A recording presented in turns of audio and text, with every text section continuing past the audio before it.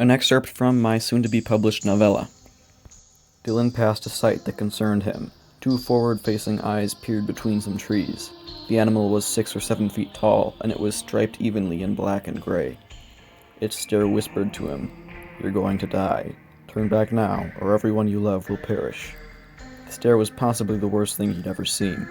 The eyes were placed eerily close together, looking down a snout that somehow made the face so much creepier in its length. Okay, this is me talking now, unquoted. Something I've never heard other dinosaur fanatics talk about is the way T-Rex stares at you head-on. I believe its eyes are strategically placed to scare the hell out of anyone. This is the scariest face ever. All at once, the soldiers felt something in the ground. It was a deep sound, but they felt it more than they heard it. It was a prolonged sound that shook the earth. It was almost too deep to hear. The faint rumble made the robed men scream and duck for cover, and the soldiers heard the whole town make a ruckus behind them. The sound stopped, then started, then stopped and started again. Village women beckoned their children inside, but they knew it gave nothing in protection. Not far beyond the village, an emerging profile was broken up by dark stripes, but it soon became clear as it walked out of the foliage and into the daylight. The theropod was tall. Its stripes were thick black columns overlapping the white-gray backdrop. It was colored like some twisted jester, and it suited the mad titan, whose stare was death. Behind small skull ridges of turquoise sat 2 tan-colored eyes. These were the eyes that killed with a stare, meaning if it saw you, your fate was sealed, and you would certainly be found. They were spaced together near the top of the head, looking down a long snout. The shape spoke abomination, because the softball-sized eyes were beady in comparison to its great maw, filled with banana-sized teeth built to crush. The snout became broader as the creature aged, but its face never lost its edge when its eye sockets sat in their spots.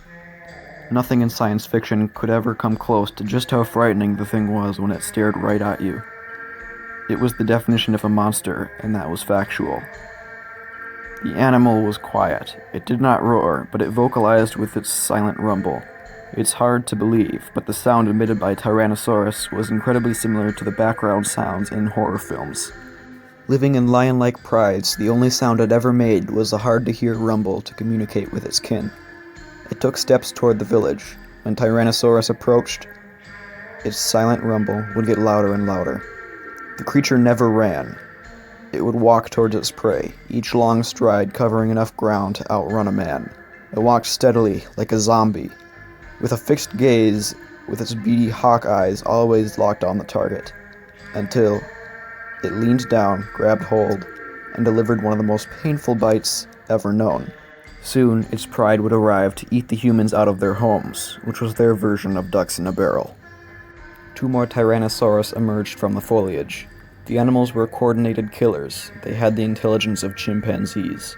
To Charles, this notion would be absurd, but there was a lot he didn't know about the world. Yes, their eyes spoke intelligence as well. You felt outwitted the moment they stared you down.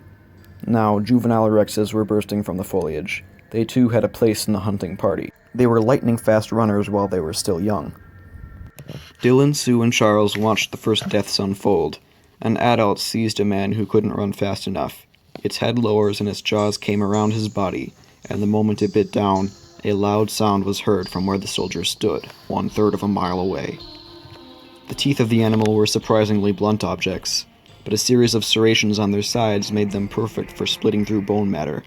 Its bite force dwarfed all animals of the land, even Giganotosaurus. A whopping 8 tons of force. The weight of an elephant was more than enough to pulverize its prey. The bones of the village man didn't crack. They exploded. The loud popping sounds traveled to the platoon's ears. The nastiest bite in history made bones burst, and Dylan was praying to God. Another Tyrannosaurus chased a woman and her child into her house. It was a sturdy house of stone, but it was no match for the king of lizards, consumer of flesh and bone. It wrapped its jaws around the house's stone corner. Its mouth closed, and the stone walls quite literally crumbled like crackers. This was an unstoppable force with military power. To contain it would require some creativity. What else could it bite through? That concludes my quote. T-Rex wasn't even the largest carnivore among dinosaurs, but it was undisputably the most dangerous. They had an unstoppable sense of sight, smell, and hearing, and there's no way that you could escape this creature. Studies do show that its vocalizations were a very low rumbling sound, hard to hear by humans. The canals in which the eardrums sat show us that it was very adept to listening to very low frequency sounds.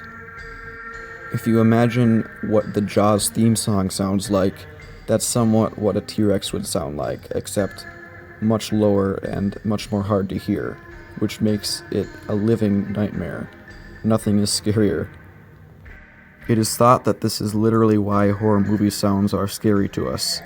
It may be wired into us to avoid this sound, to avoid a T-Rex. I found an audio sample just now of the T-Rex's vocalizations, and I'm actually quite terrified, so take a listen to this.